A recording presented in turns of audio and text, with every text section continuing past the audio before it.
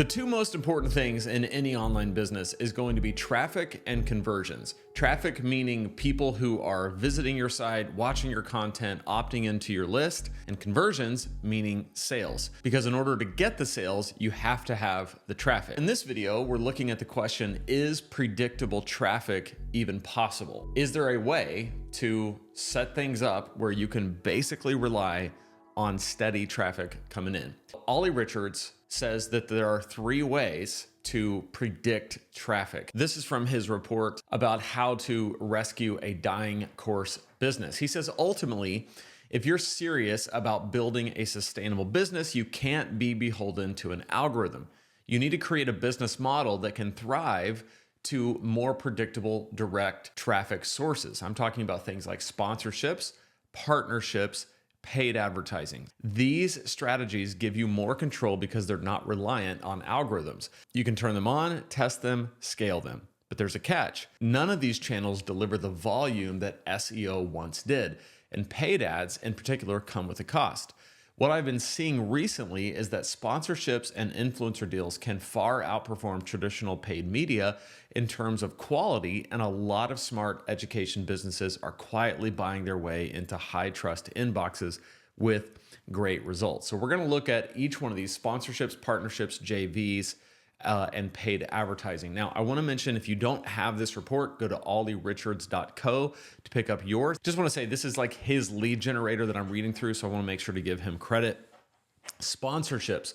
Newsletter sponsorships have been one of the highest performing channels for my own personal brand business, especially when it comes to building a quality email list. And you may even be here reading this because of one of those sponsorships. I found this report because he ran a sponsorship post in Justin Welsh's newsletter. So like literally I was reading the newsletter, I saw the headline at the top of the newsletter under the sponsorship box that said, here's how to rescue a dying course business. And that was powerful. It was powerful copy because I was like, oh yeah, this is the issue. So let's see what this guy has to say. So he says, what makes him so powerful? You're not cold interrupting. You're showing up inside a curated, trusted environment, a place where readers are already primed to discover new tools, ideas, and offers. It's warm, it's targeted, and when it works, it really works.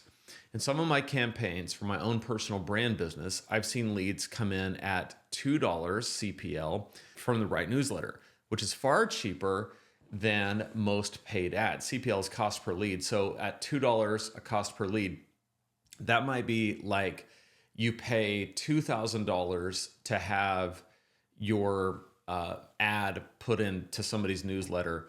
And from that $2,000, you get 1,000 leads. That would be $2 per lead.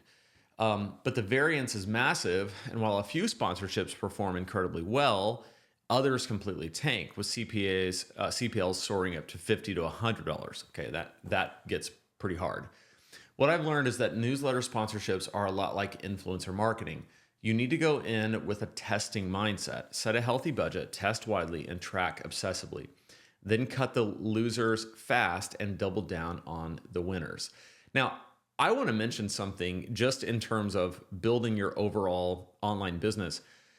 Having a newsletter that is worthy of sponsorships is another play, right? So he's talking about being the sponsor, like having the sponsorship spots placed into someone else's newsletter, like what he did with Justin Welsh's newsletter. The other play is, and it is a longer play, obviously, but when you have an email list and you are distributing a really, really valuable newsletter, the amount of money you can make from sponsorship placement.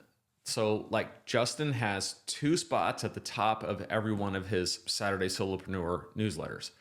They are $2,500 each. So that means each time he's making $5,000.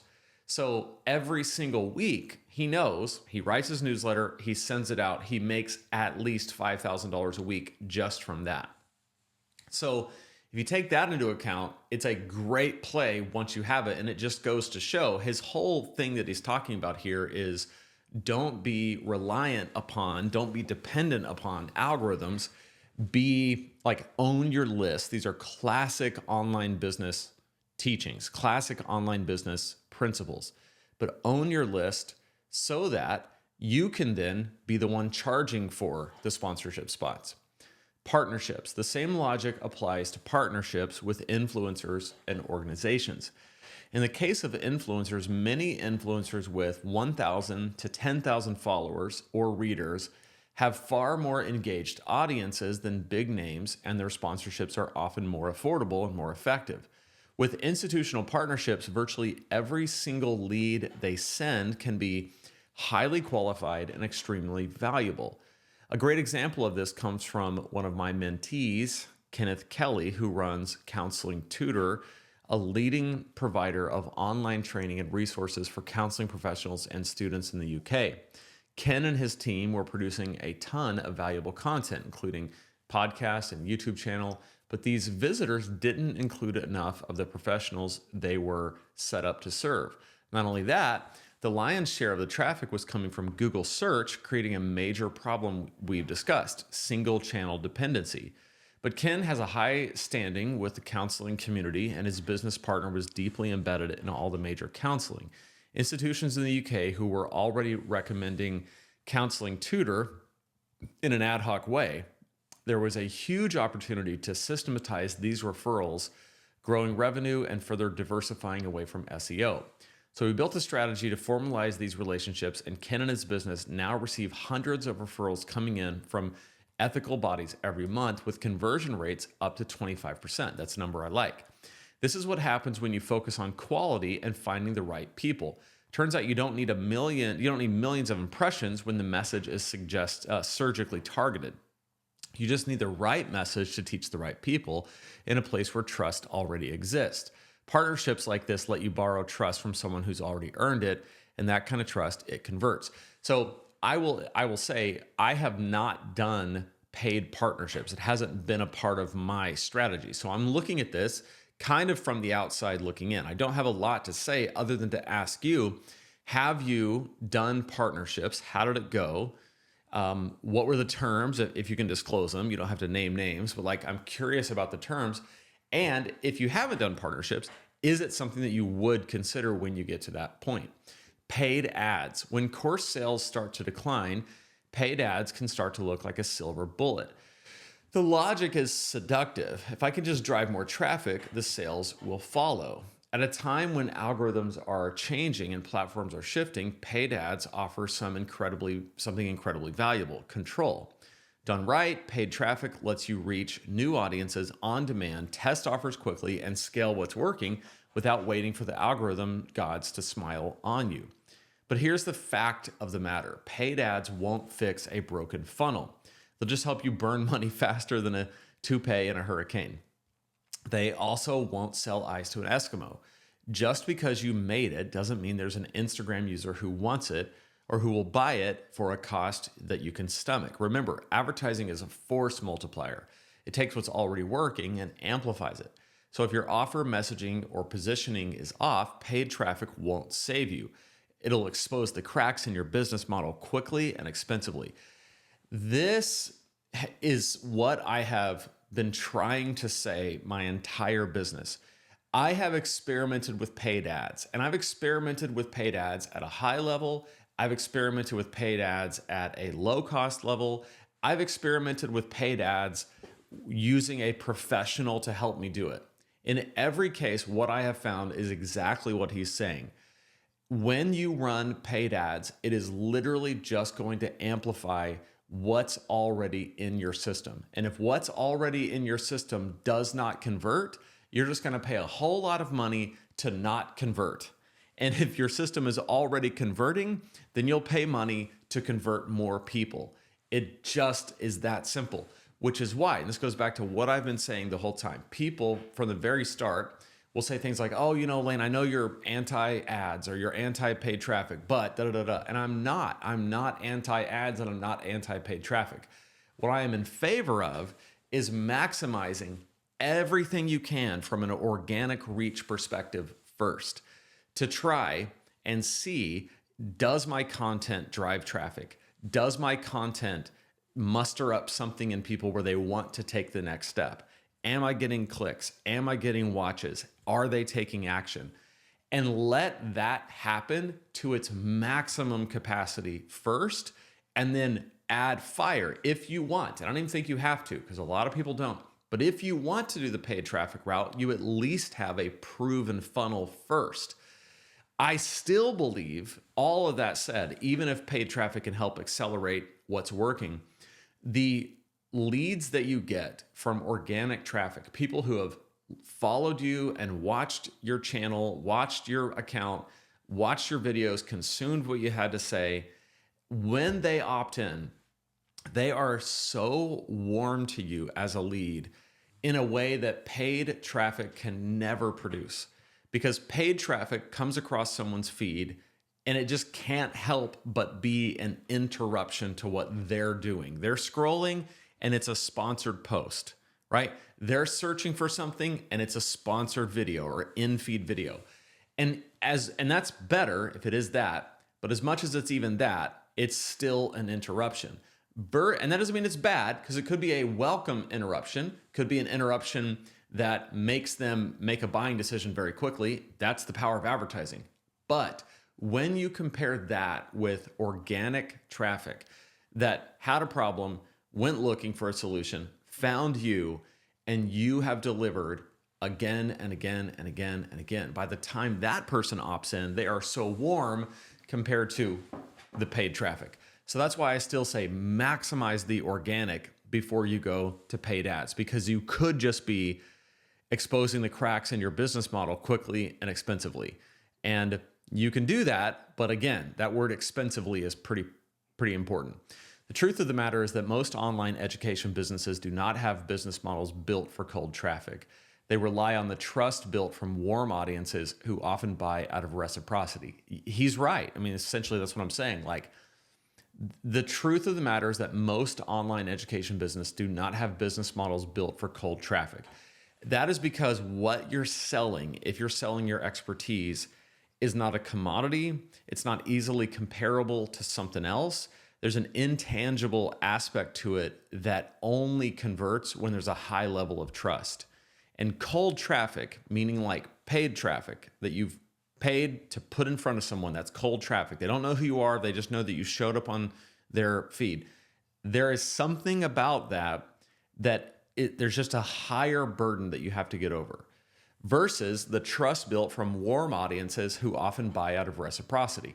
Meaning, you've given me so much of your free content. It's been so helpful. It's been so life-changing. I'm going to trust that your paid offer is great. And even if it's not, I still feel like you've given me so much, it's the least I can do to buy one of your offers. Obviously, we don't want people buying purely out of reciprocity, but that is a small part of the model. This is why an offer that sells like hotcakes to your email list will completely crash and burn when you turn on the paid ads. When you sell to your email list, you're selling to people who know you, like you, and trust you, with high awareness of who you are and the problem you solve. But selling to cold traffic on Facebook is akin to interrupting someone's day with something they don't want, having no idea who you are. Yes, ads aren't just a new traffic source. They're a completely different ballgame. So before you reach for your credit card and spin up a Facebook campaign, ask yourself a few hard questions. Number one, is your back end profitable enough? Most course creators try to run ads to low ticket products, like a $47 course, a $97 mini training. This worked in 2015, but doesn't work today. Ad costs are simply too high. With ad costs as expensive as they are, unless you have a high ticket back end, like coaching, cohorts, licensing, there's often no profit left after customer acquisition. Number two, do you know your numbers? Remember what I said earlier about the importance of knowing your numbers. This applies even more in the case of paid ads. If you don't already know your conversion rates and customer lifetime value across your funnel, you're not ready to run ads. And I think that's a lot of us, right? A lot of us get into this and we're not marketers, right? I was never a marketer. I was a creator with a message that I believed in and wanted to see, can I make this message resonate with enough people that I can make a business out of this and this can be my livelihood, right? but it was more about the message than the marketing.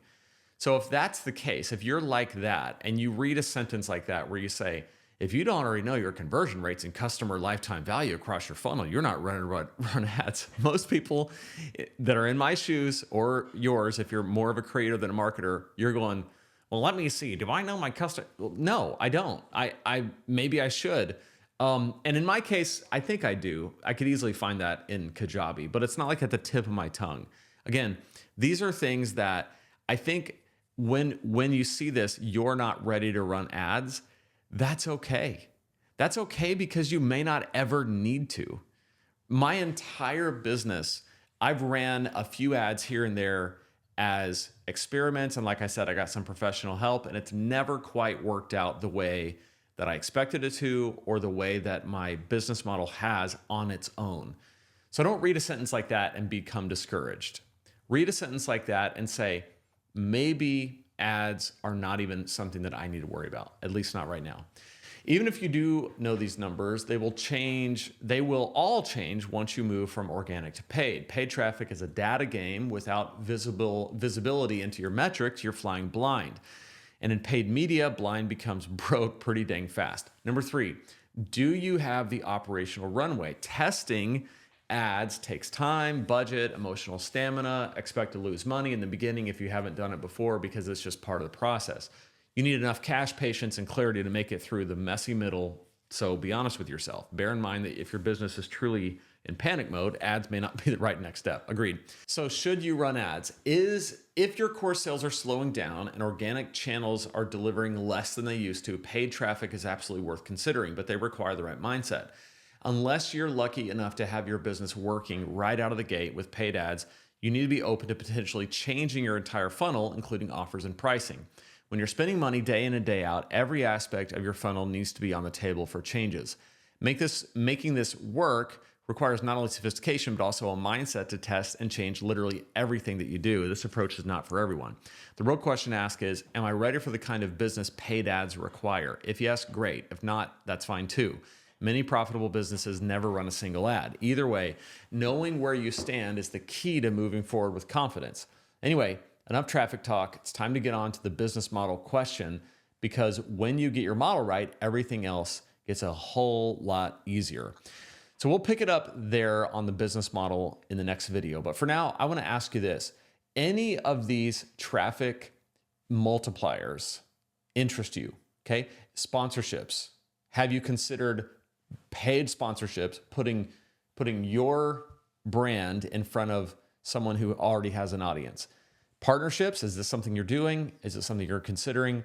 And then what is your experience with paid ads? Now, here's the thing. Olly is making the case for these 3 types of traffic multipliers because he is saying that organic traffic is down because of SEO being down, because of just the shift in the way people consume media.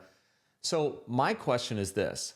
Let's say that you didn't do any of this. You didn't do sponsorships, didn't do partnerships, didn't do paid ads.